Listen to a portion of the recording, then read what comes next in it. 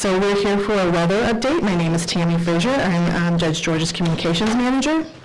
Joining us today will also be Greg Babst, our Emergency Operations Manager, Jeff Janacek, who's our Assistant Chief Drainage Engineer, and Scott Wigat, our Road Commissioner. Judge George, thank you. Thank you, Tammy.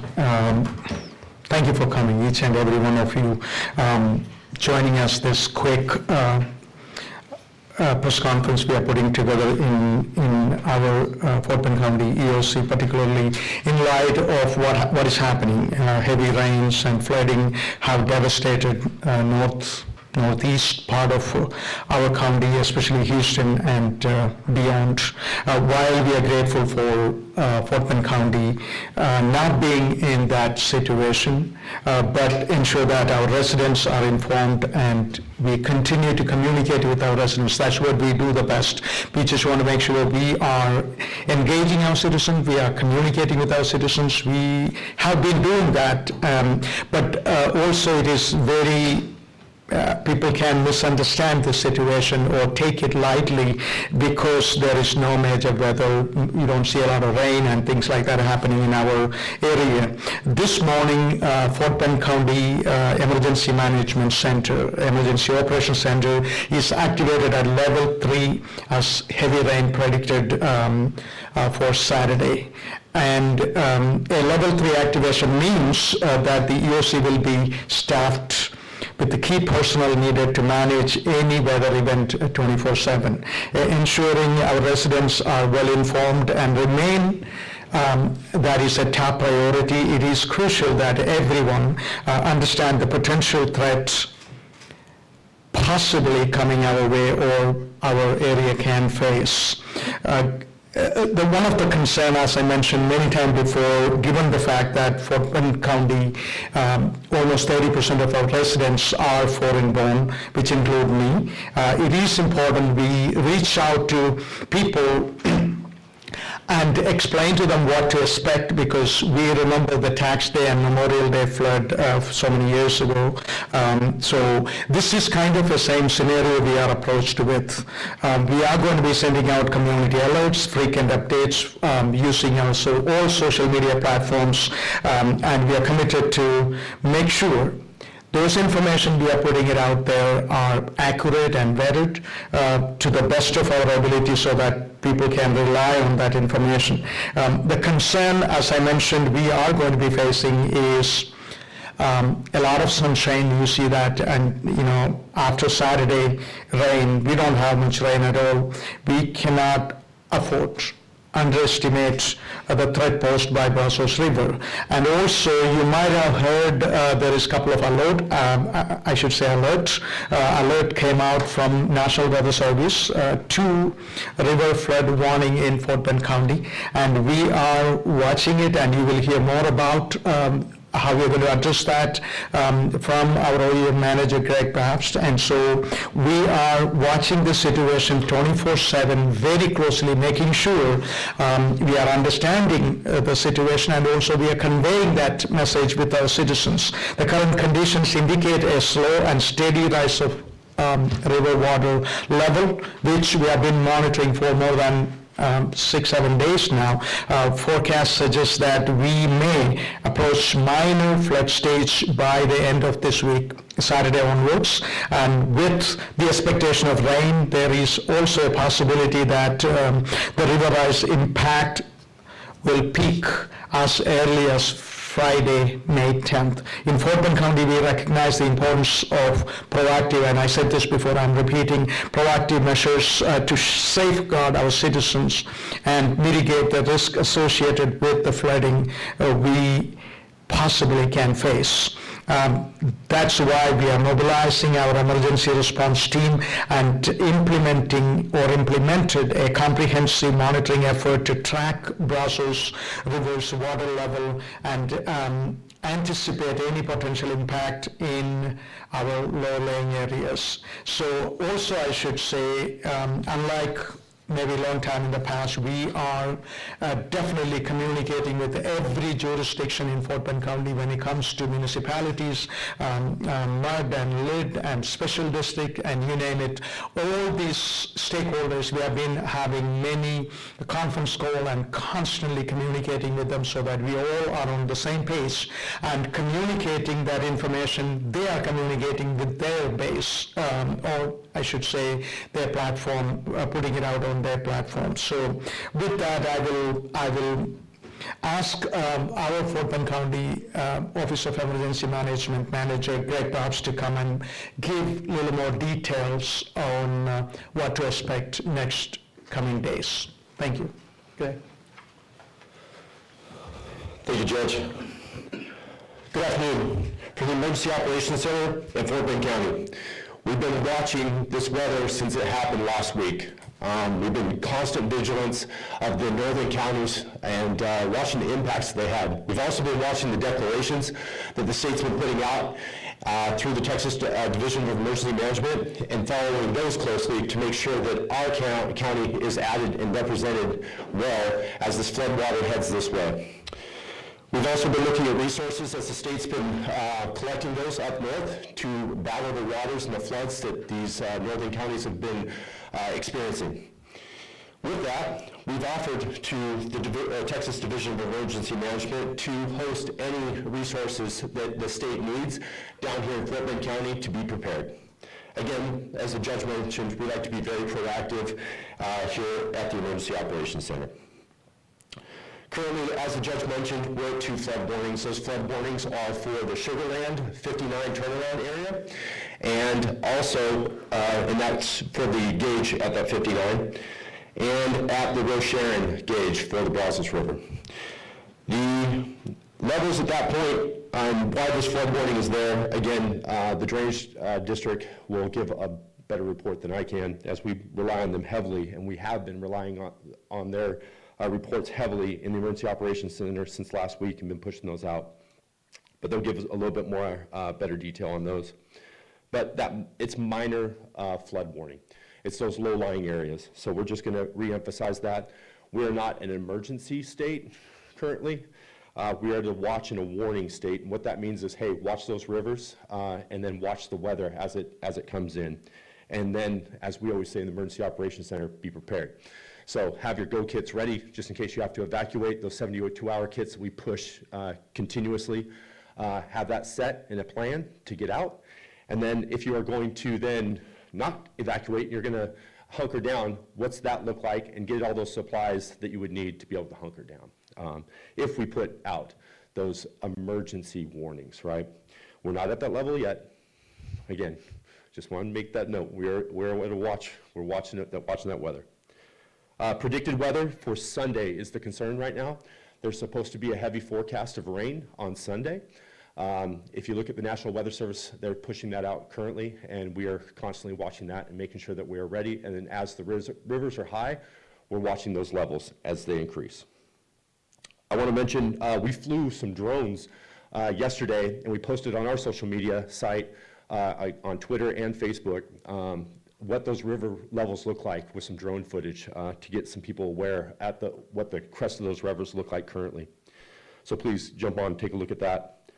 I'm going to push out again. If you want to be alerted for any type of weather in this county, go to FBC Alert. You can text 888-777, and then in the text box put FBC ALERT, FBC Alert, all one word, and that will get you to be able to sign up. Or you can go to our website, which is fbcoem.org, and you can sign up for our alerts there. You can also get all of our social media pages there so that you can follow us. We are constantly putting all the messaging that we have and the warnings from the National Weather Service on our social media. And then again, that's Facebook, Twitter, and Instagram. And I mentioned our webpage. If you don't have access to internet or the capability to do that, you can always call this office and we can give you those updates. Our phone number is 281-341-4665. And again, I just want everybody to stay vigilant, stay weather aware. and watch those river levels and follow us on social media or give us a call and be ready and be prepared. Thank you, Greg. Next, I will invite Jeff Janashek, our Assistant Chief Engineer for Drainage, who will definitely have more specific information about the river level and also all the gauges we just mentioned. So I will invite Jeff. Jeff, please come forward. All right, thank you, Judge. Again, my name is Jeff Janacek. I'm with the Fort Bend County Drainage District, and as the judge and Greg said, we've been watching the rainfall and the response of the Brazos River for about a week now. It's important to note that the flood that we're potentially going to see, minor flood stage this weekend, is really from rainfall that occurred a week ago. So we've had a lot of time to watch it come downstream. Primarily the Navasota River is the watershed that was hit the hardest, and it enters the Brazos River just upstream of Navasota. We have a gauge that we watch closely at Hempstead, right at Highway 290 in Hempstead, where the Brazos River crosses, and we think that it's within about a foot of peaking. It should be tomorrow that the flood will reach Hempstead, and it'll peak in Hempstead. When I say we watch it, what we watch is river forecast. So there's a group out of Fort Worth called the West Gulf River Forecast Center, and they're constantly monitoring flow rates as they move downstream and making reports every three times a day to update all these different forecast points. So that flood wave will make its way through Hempstead. It will go down to our San Felipe gauge, which is just upstream of I-10. We anticipate a peak at San Felipe of 118.6 feet above sea level. A good point of reference is just 3 months ago in January, we had a pretty significant flood on the Brazos as well, and we peaked at 117.9 at San Felipe. So we're thinking less than a foot higher with this flood event. So another 2 feet of rise at San Felipe, and it'll make its way down through Simonton, Valley Lodge, Orchard, into Rosenberg, and then the Richmond gauge. We've got a lot of history at our Richmond gauge. Anybody that was here during Harvey knows that's our primary point of focus for a lot of our flood forecasts. The current forecast for Richmond is to get to a stage of 44.5 feet. That's just below minor flood stage, and we have a really good handle on the potential impacts tied back to that Richmond gauge. At minor flood stage in Richmond, we anticipate water approaching some local roads, minor roads. The local authorities know those locations well. We've been through this a number of times, and they've been watching it honestly for 3 or 4 days now, just watching the river creep up. It's rising about a foot or two every day, and we anticipate a peak on Saturday of, again, 44.5 feet. We've had some questions come up about the Sugarland gauge. There's a new gauge that's about 3 years old. We put it in after Harvey at Highway 59. And one of the unique things about that gauge is the new gauge is tied to sea level. And so it's a little bit deceiving, the elevations, because they call it 67.3 is the peak. And when you compare that to Richmond, it shows to be higher. But it's important to note that those are on different datums. The Sugarland gauge is tied to mean sea level. The Richmond gauge is a stage gauge tied more to depth of flooding rather than mean sea level. So they're not apples to apples, and you can't do a strict straight interpolation between the two. They're two unique datums. As the judge and Greg mentioned, we had a minor flood warning come out today for the Sugarland gauge. Again, that gauge is fairly new, so we're still working on getting what's called the rating, tying the elevations back to specific flow rates refined at that gauge location. And we're also tying flood impacts at different levels. We don't know quite as much about that, but it is forecast to reach minor flood stage. And again, there potentially could be some low-lying areas and roads like that could be impacted. But for the most part, with the current forecast, it should be relatively minor. And as you work your way downstream, we have a gauge at FM 1462 at Rosharon. And that gauge is forecast to peak at 46.5. We also had a minor flood warning come out about that one. But again, primarily just low-lying areas, a lot of agricultural, more pasture land down there that potentially could be impacted. And for comparison, the January peak at that location was 45 feet. So we're thinking about a foot higher than what we saw in January. So every day at 9 a.m., usually at 3 p.m., and every night about 9 p.m. is when the new river forecasts come out, and we can tell you that we're monitoring those closely, hitting refresh on the computer constantly, watching for those new flood forecasts. We'll take that information in and we'll broadcast it out to you as soon as we know more. But for the most part, the last 3 or 4 days, everything has been pretty steady. We're expecting minor flood stage, local impacts, but continue to monitor things, particularly with the rain and the forecasts. Thank you. Thank you, Jeff. As you can see, different entities we are bringing together. We are coordinating, we are communicating with people, so that's the best way to address this issue at this point. I wanted to invite one department. When any kind of emergency happen in Fort Bend County, one department always get in front, and many times, otherwise you don't even see them, which is Road and Bridges. And I wanted to invite Scott Wiegert, our Road and Bridges Commissioner, to come and give us a brief about what they're planning. And they are always behind the scene planning and mobilizing things for various jurisdictions. And I really greatly appreciate all the work they're doing behind the scene. Many times you don't come in the front. But Scott, please come and give us a briefing on your preparations. Yes, sir. Thank you, Judge. As I said before, we'll be working very closely with emergency management, with Greg and Jeff with the Drainage District. We'll be monitoring all the levels and watching them to see what's going on. We're also working with all the jurisdictions within Fort Bend County. We're also with other counties surrounding us, Brazoria County and Austin and Waller County, and also with TxDOT. We'll be working with them, communicating with them.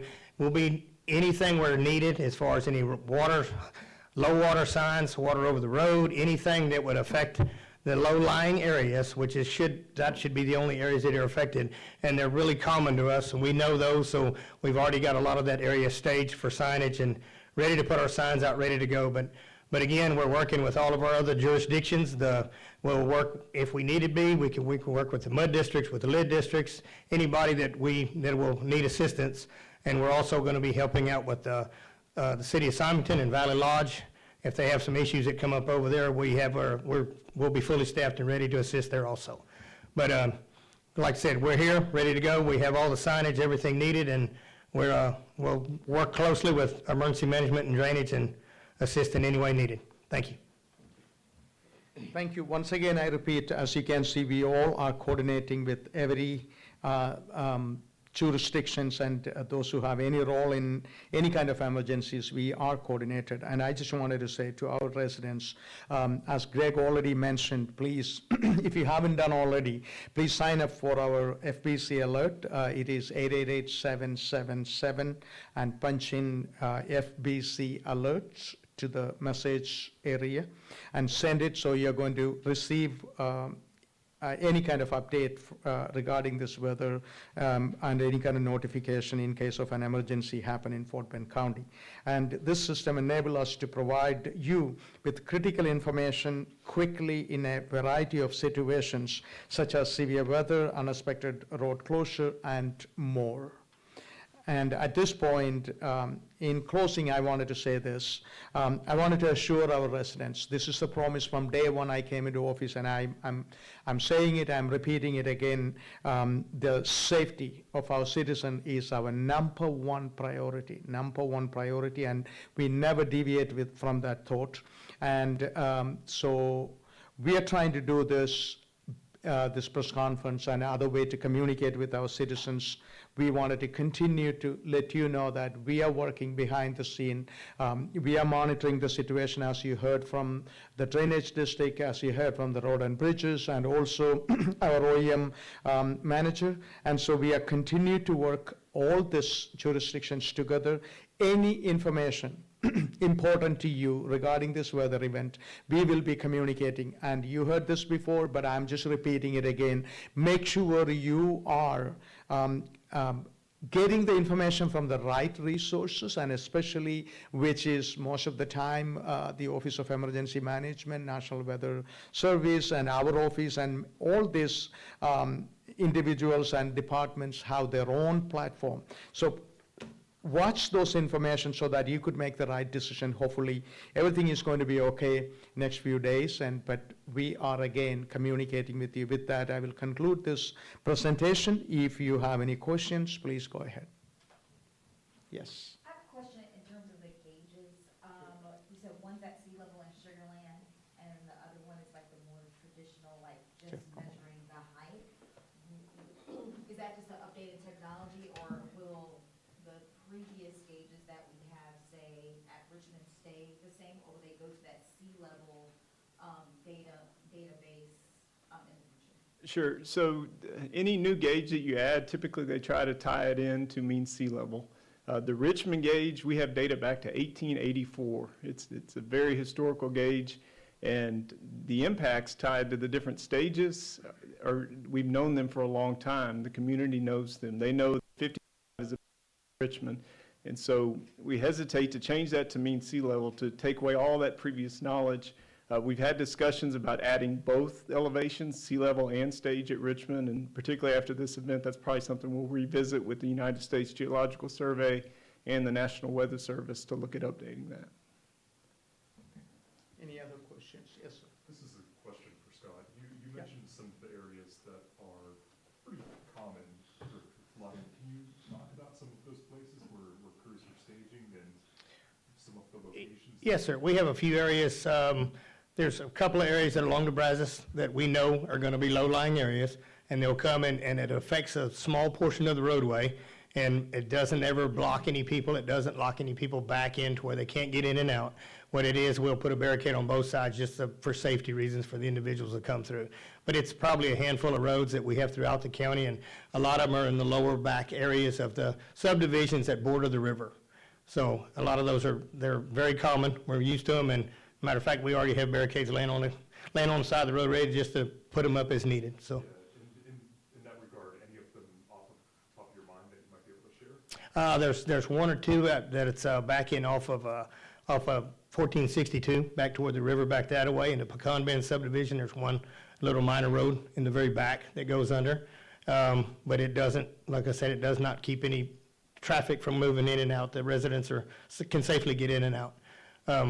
There's one or two other little areas around which may not even affect us in this flood area, but around our Kennelton area, we have a couple of roads back that are close to the San Bernard River that will be impacted by the high water. But again, we have barricades there ready to go if needed. So, but they're minor areas, but there are trigger signs to let us know that to get ready. If it gets worse, that's our first trigger signs to let us know what's going on. Any other questions?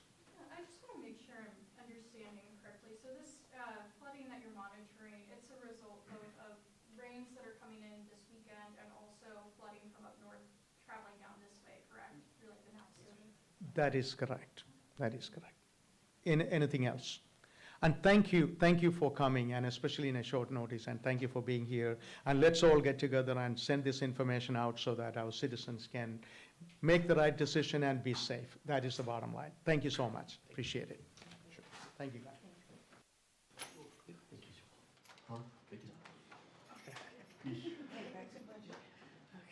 I know, right? Remind everyone to know their lids and mutts.